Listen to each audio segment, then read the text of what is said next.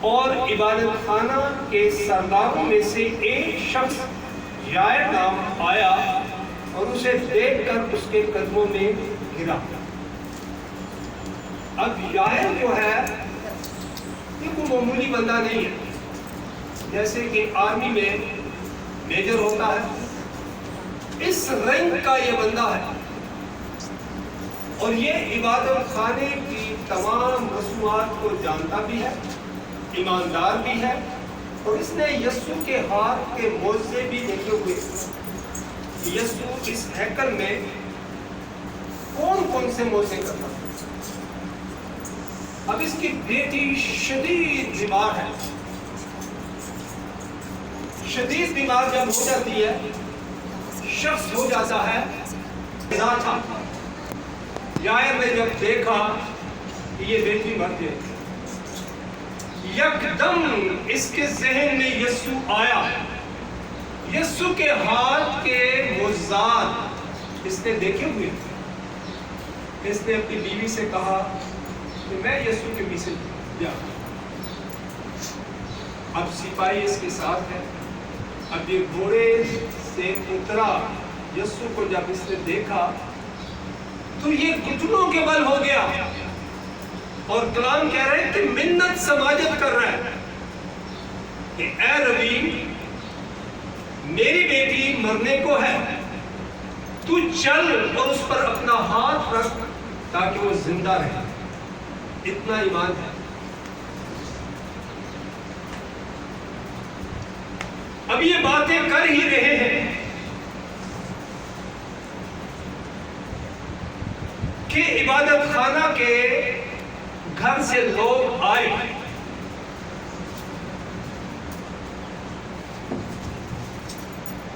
سردار جو کچھ مجھے کہہ رہا ہے اسے پتہ نہیں، اس کی بیٹی مر گئی ہے، اور اس کی بیٹی کی روح جو ہے وہ عالم ارواح میں برزخ میں اتر گئی ہے۔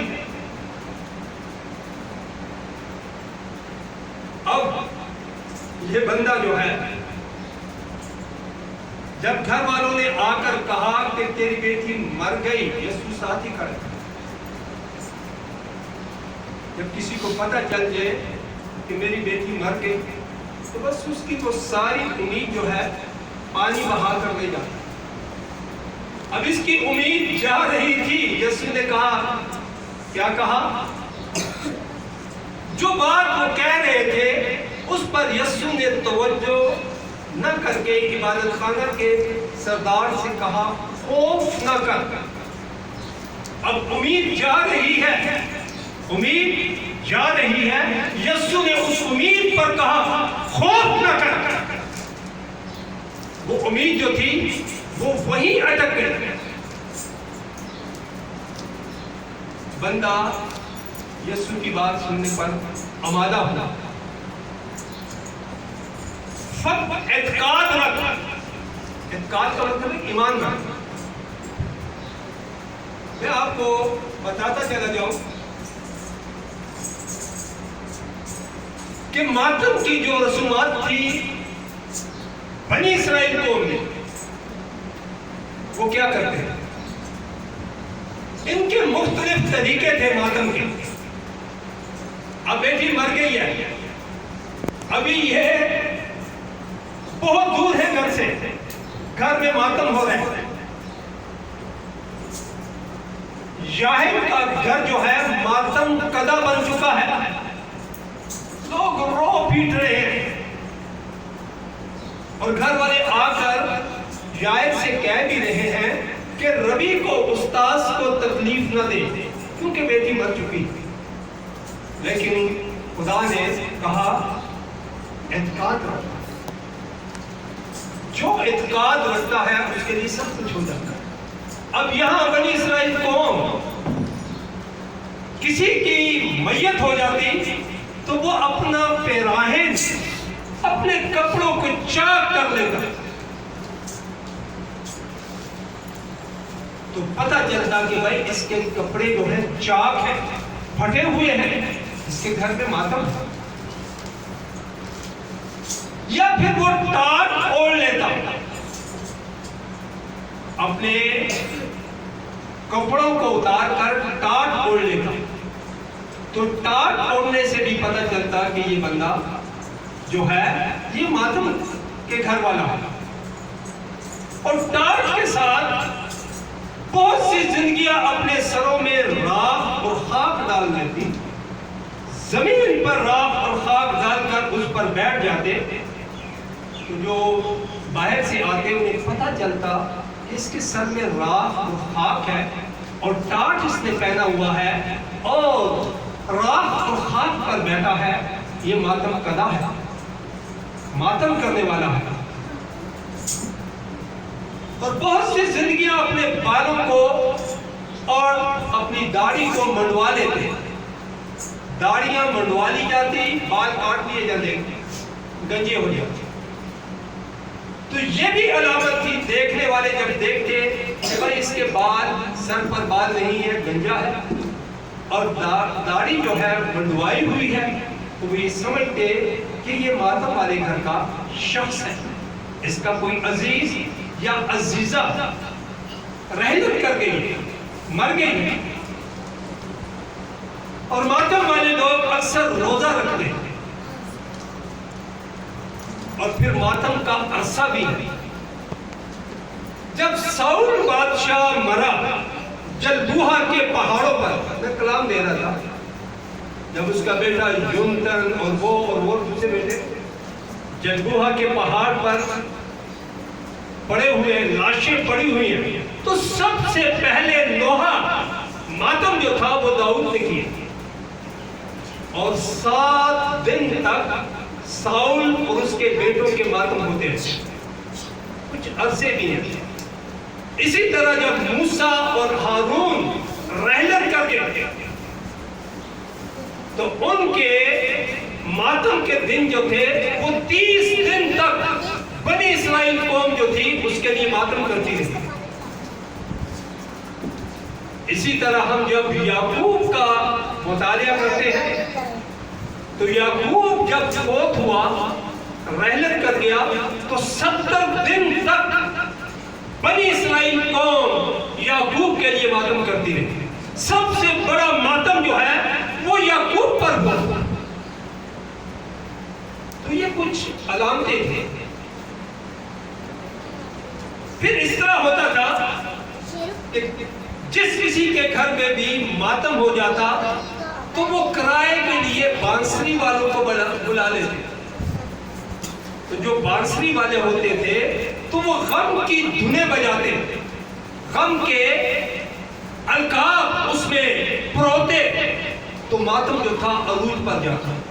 اسی طرح فلسطین میں ماتم کرنے والی عورتیں جو تھی ان کو بلایا جاتا، کرائے پر انہیں پیسے دے کر بلایا جاتا، اور وہ اس قسم کا قصیدہ، اس قسم کا نوحہ، اس قسم کا ماتم کرتی کہ جس نے کبھی اپنی زندگی میں رویا نہیں، جب وہ ان کا نوحہ سنتی یا سنتے تو وہ بھی رونے لگ پڑتی۔ تو بنی اسرائیل کو میں فلسطین میں ماتم کرنے والی عورتیں بھی کرائے پر بلائی جاتی، اور کرائے پر بانسری بجانے والے بھی بلائے جاتے، تاکہ ماتم جو ہے وہ عروج پر۔ اب یائر کے گھر میں بھی ماتم جو ہے عروج پر ہے۔ عزیزو،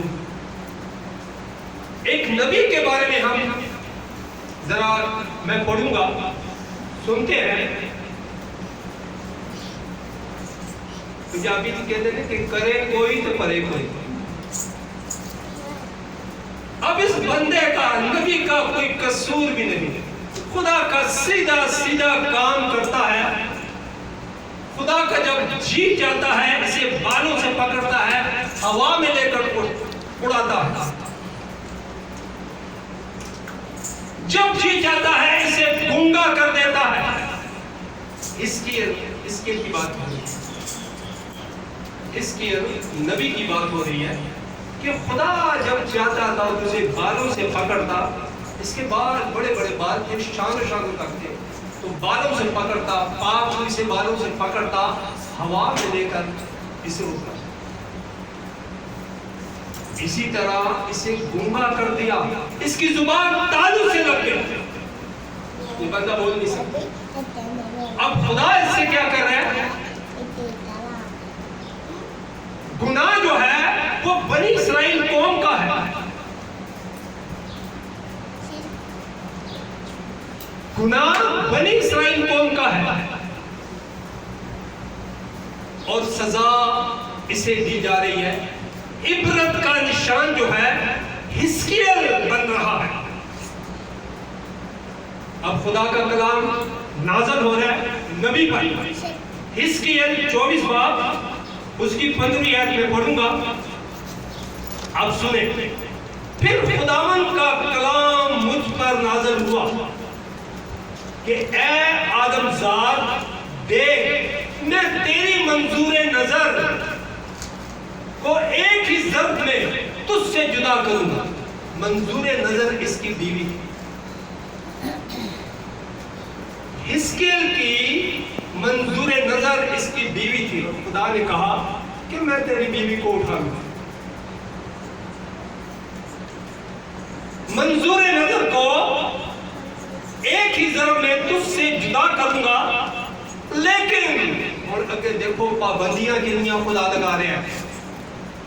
بیوی بھی ہوتی مارتا پیا ہوئے خدا تو انہوں کہنا کہ تو نہ رونا ہے، تو نہ سسکیاں، تو نہ آئیں، تو نہ پچڑا ہوئے، تو نہ سر تو پگڑی اتارنی ہے، نہ پاؤں تو جوتے اتارنے نے، نہ کسی کا کھانا کھانا۔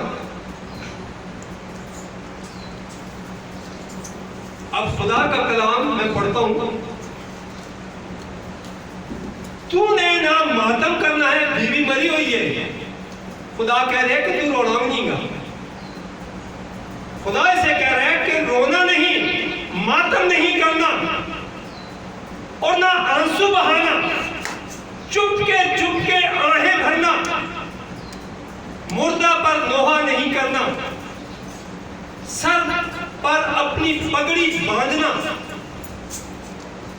اور پاؤں میں جوتے پہننا، اور اپنے ہونٹوں کو نہ ڈھانپنا، اور لوگوں کی روٹی نہ کھانا۔ بنی اسرائیل قوم میں، بلکہ ہمارے بھی بڑے جو تھے نا، جس کے گھر میت ہو جاتی تھی تو 3 دن تک ان کا چولہا نہیں جلتا۔ آج کل نہیں، جب میں چھوٹا تو اس کی بات کر رہا ہوں، آپ لوگوں کے دور کی بات نہیں۔ جب ہم چھوٹے تھے تو کسی کے گھر میں ماتم ہو جاتا تو 3 دن اس کا چولہا نہیں جلتا تھا۔ محلے والے چائے بھی لا رہے ہیں، روٹی بھی لا رہے ہیں۔ یہاں نبی کو کہا جا رہا ہے، آج یہاں نبی کو کہا جا رہا ہے کہ اپنے سر سے پگڑی نہیں اتارنی، پاؤں میں سلامتی کے جوتے رکھنے ہیں، اور تو نے رونا نہیں۔ اگر روئے گا تو چپ کے آہستہ آہستہ، اور اپنے ہونٹوں کو ڈھانپنا نہیں، اور نہ محلے والوں کی روٹی کھانا جو آئے گا وہ بھی نہیں کھانا۔ جب لوگوں نے دیکھا کہ یار یہ نبی کیسا نبی ہے، اپنی بیوی کے مرنے پر خوش ہے، نہ رو رہا ہے نہ ماتم کر رہا ہے، لوگ رو رہے ہیں، پیٹ رہے ہیں، اپنے پہلوان کو چاک کر رہے ہیں، لوگوں نے پگڑیاں اتاری ہوئی ہیں، پاؤں میں جوتے نہیں ہیں، اور یہ بندہ نبی ہے اور پاؤں میں جوتے بھی ہیں، پگڑی بھی باندھی ہوئی ہے، رو بھی نہیں رہا، اپنے کپڑوں کو چاک بھی نہیں کیا، اور جو باہر سے روٹی آتی ہے وہ بھی نہیں کھاتا۔ یہ اپنی بیوی پر خوش ہے۔ پھر لوگ جو ہے وہ بول اٹھے، اے نبی تو ہمیں بتا کہ ایسا تو کیوں کر رہا ہے؟ میں بولوں گا، آپ سنیں۔ سو میں نے صبح کو لوگوں سے کلام کیا، اور شام کو میری بیوی مر گئی، اور صبح کو میں نے وہی کیا جس کا مجھے حکم ملا تھا۔ بس لوگوں نے مجھ سے پوچھا، کیا تو ہمیں نہیں بتائے گا جو تو کرتا ہے اس کو ہم سے کیا نسبت؟ لوگوں نے مجھے پتہ چل گیا بندے دی جڑی گل بات ہے نبی عام بندہ بھی نہیں کہ ساڈے کردا نہیں لا دو رنگا نہیں لا صحیح بندہ وے تے کاندا پیا کی اے جو کچھ کردا پیا ہے ایدی نسبت ساڈے نال تے نہیں سمجھ کے کچھ لو سیاڑے نہیں سمجھ سو میں نے ان سے کہا کہ خداوند کا کلام مجھ پر نازل ہوا کہ اسرائیل کے گھرانے سے کہہ خداوند خدا یوں فرماتا ہے کہ دیکھو میں اپنے مقدس کو جو تمہارے زور کا فخر اور تمہارا منظور نظر ہے خدا گل کتنے لے آ رہے ہیں اتنے بیوی مارے ہیں کہتے ہیں اے نشان ہے اے حزقیل تیری بیوی جو ہے یہ نشان ہے میں اپنے مقدس کو ناپاک کروں گا خدا گل کتنے لے کے جا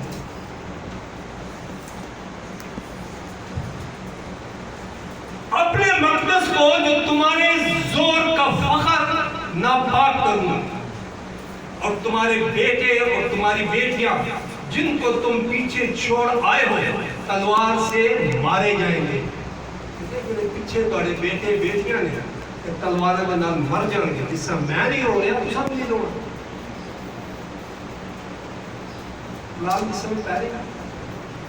جس طرح میں نہیں رو رہا تمہارے بیٹے اور بیٹیاں جن کو تم پیچھے چھوڑ آئے تلوار سے مارے جائیں گے اور تم ایسا ہی کرو گے جیسا میں نے کیا تم اپنے ہونٹوں کو نہ ڈھانپو گے اور لوگوں کی روٹی نہ کھاؤ گے اور تمہاری پگڑیاں تمہارے سروں پر اور تمہاری جوتیاں تمہارے پاؤں میں ہوں گی اور تم نوحہ اور زاری نہ کرو گے اپنی شرارت کے سبب سے گھلو گے ایک دوسرے کو دیکھ دیکھ کر ٹھنڈی سانس بھرو گے چنانچہ حزقیل تمہارے لیے نشان ہے نشان ہے کہ جس طرح میں کرنا پیا تساں بھی اپنے بیٹے بیٹیاں مریاں ہونی ہیں تلوار دے نال قتل ہون گے لہو لوہان ہون گے لاشاں تڑپ دی ہون گی لیکن رونا نہیں ہوگا نہ سر تو پگڑی اتارنی ہے نہ پیروں تو جوتیاں نہ کسی دی خوراک کھانی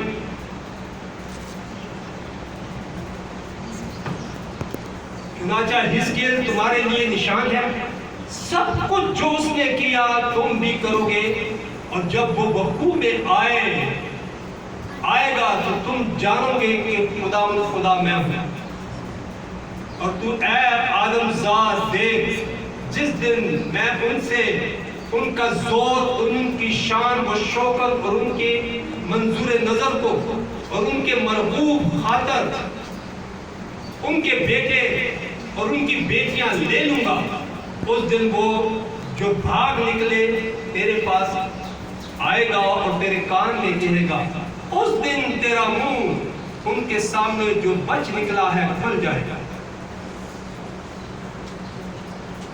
خدا نے گنگا بھی کر چھوڑی حزقیل بڑی عرصہ تک گنگا رہا ہے اس زبان تالو دے نال لگ گئی انہیں تھے راز کھلتا پیا کہ جدوں ایک شخص تیرے کو آئے گا تیرے کان سے گل کرے گا پھر تیرے تالو دے نال چپکی ہوئی زبان جڑیے تھلے آئے گا پھر تو وہ گلا کرے گا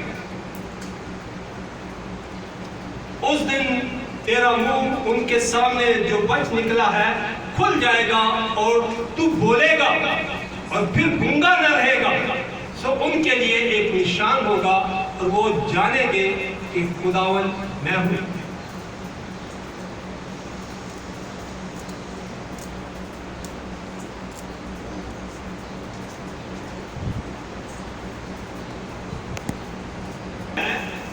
یاہر کو خدا نے ساکت کر دیا اب یاہر جو ہے اس کے ذہن میں جو اپنی بیٹی کے بارے میں بات آئی کہ میری بیٹی جو ہے رخصت ہو گئی اور اس کی روح جو ہے عالم برزخ میں چلی گئی لیکن خداوند نے یسوع نے کہا اعتقاد رکھ اب اس اعتقاد پر بندہ جو ہے اٹک گیا اب خداوند یسوع نے کیا کیا؟ پترس کو، یوحنا کو اور یعقوب کو اپنے ساتھ دیا۔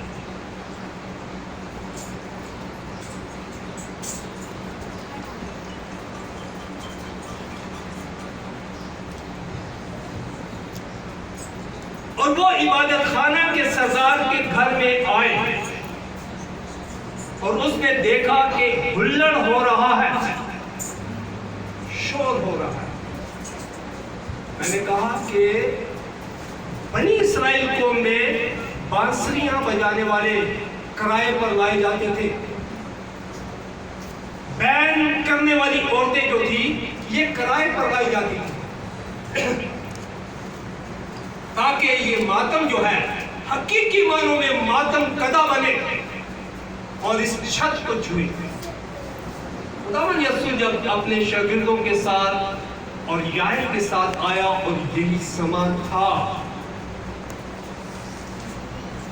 اور خداوند یسوع نے جب اس سمے کو دیکھا اور اس نے کہا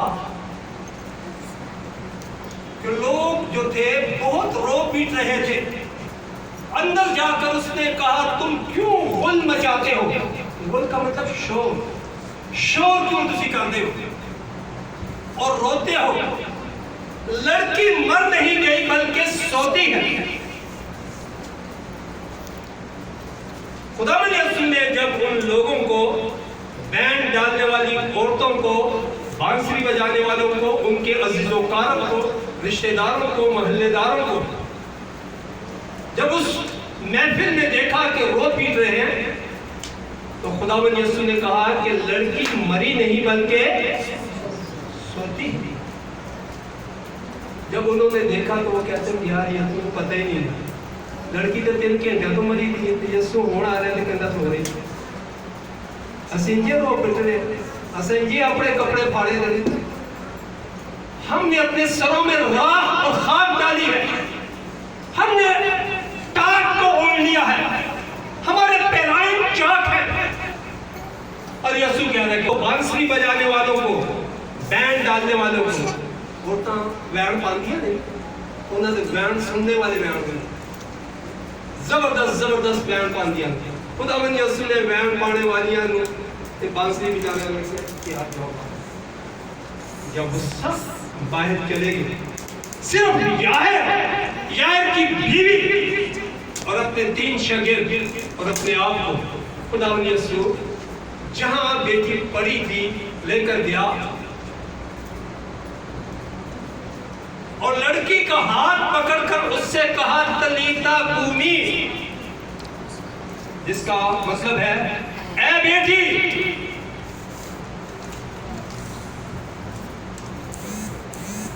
جس کا ترجمہ ہے اے لڑکی میں تجھ سے کہتا ہوں کہ اٹھ۔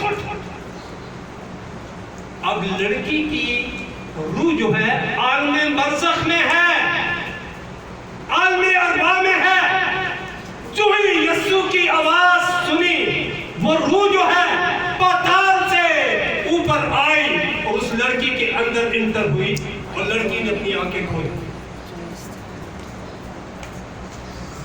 وہ لڑکی بالکل چلنے پھرنے لگی کیونکہ وہ 12 برس کی تھی۔ اس پر لوگ بہت ہی حیران ہوئے، وہ جڑے بار بانسریاں بجا رہے سن، بینڈ پاڑیاں سے ہوتا، وہ بھی حیران ہو گیا جیسے کہ آپ بھی دیکھے ہیں کہ بیٹی مری ہوئی ہے، اسی 3 گھنٹے تو بینڈ پا رہے ہیں، لیکن ایک عجیب ہی یسوع نے کر چھڑیا کہ بیٹی زندہ ہو۔ پھر اس نے ان کو تاکید سے حکم دیا یہ کوئی نہ جانے۔ یسوع اپنی شہرت نہیں کرتا، میرے ہاتھوں کوئی بیمار ٹھیک ہوتا ہے میں شہرت کرنے شروع کر دیتا۔ یسوع کہہ رہے ہیں کہ یہ کوئی نہ جانے، اور ہم اپنی شہرت کرتے ہیں۔ شہرت کے لیے ایک ہی ہے اور وہ خدا کا بھرا ہے، اور وہ میرا اور آپ کا خداوند ہے۔ کوئی نہ جانے، اور فرمایا کہ لڑکی کو کچھ کھانے کو دیا جائے۔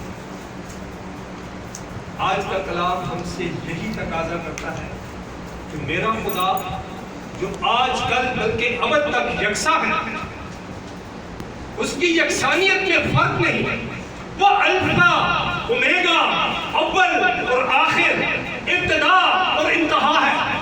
اس کے مار کھانے سے ہم نے شفا پائی. اگر وہ